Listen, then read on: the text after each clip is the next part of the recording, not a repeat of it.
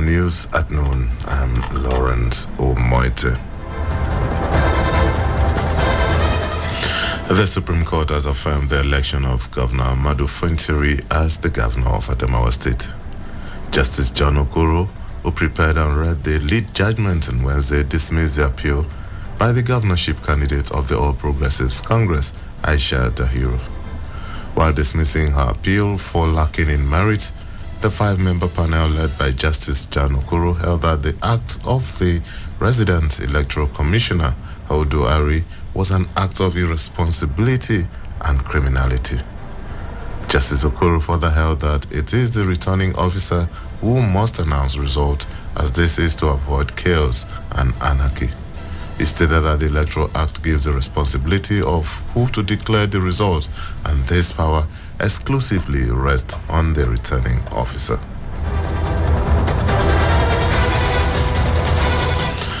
The Senate will meet President Bola Tinubu next week on the spate of insecurity after a parley with security chiefs. This is according to the Senate President, Godswill Akpabio. Also, the House of Representatives Speaker, Tajuddin Abbas, has urged the President to make tougher decisions to halt killings. Akpabio said the meeting with the President has become expedient. The motion on insecurity was sponsored by the entire 109 senators.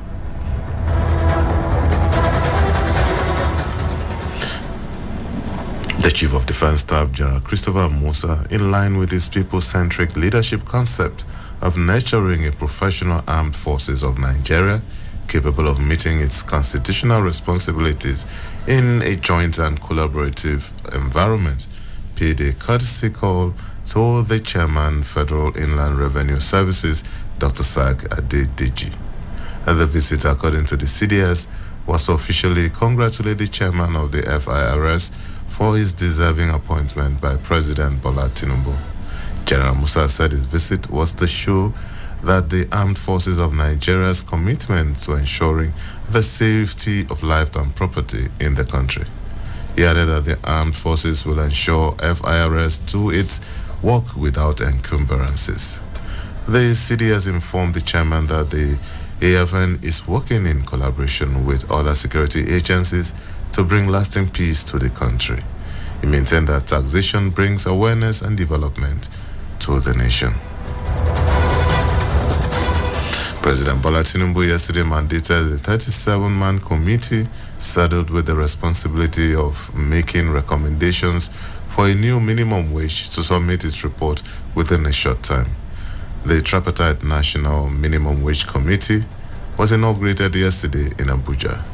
Governors hailed the setting up of the committee, promising to ensure its full implementation. The committee has 6 governors, some ministers, representatives of the organized labor and the private sector as members. The president, who was represented by the Vice President Kashim Shettima, also directed the Buka Gonia Aji-led committee to ensure that decisions are firmly rooted in social justice and equity. Meanwhile, the Nigeria Labour Congress said on Tuesday that the 200,000 minimum wage, 200,000 naira minimum wage it earlier proposed to the federal government was no longer realistic considering the country's current economic situation. The Congress, which spoke through its national vice president, Dr. Tommy Etem, was reacting to Tuesday's inauguration of the Minimum Wage Committee by Vice President Kashim Shettima. Dr. Etem emphasized that the Congress would base its national minimum wage negotiation on the current economic reality rather than what it had earlier proposed. He said when the union opted for the 200,000 naira, the socio-economic challenges were not as biting as they are now. Dr. Etem said the union was not going there with a fixed amount, but definitely not 200,000 naira. Instead, when it gets there, it will decide based on the socio-economic situation.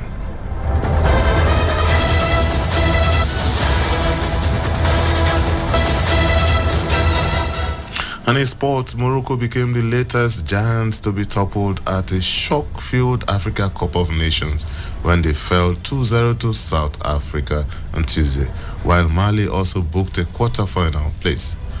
Evidence Makuba and Teboho Malcone scored in the second half of the Bafana, who once again proved a bogey team for the Atlas Lion, whose Akav Hakimi missed a penalty.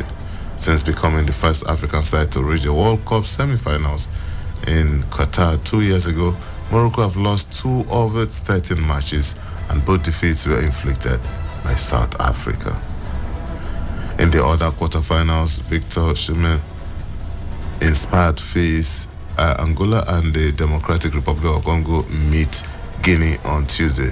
In the other match to decide the quarterfinals, South Africa, Ivory Coast, Nigeria, and DR Congo are former champions, while the other 4 title contenders are hoping to conquer Africa for the first time. And that's the Citizen FM at noon. I'm Lawrence Umoiti. Good afternoon.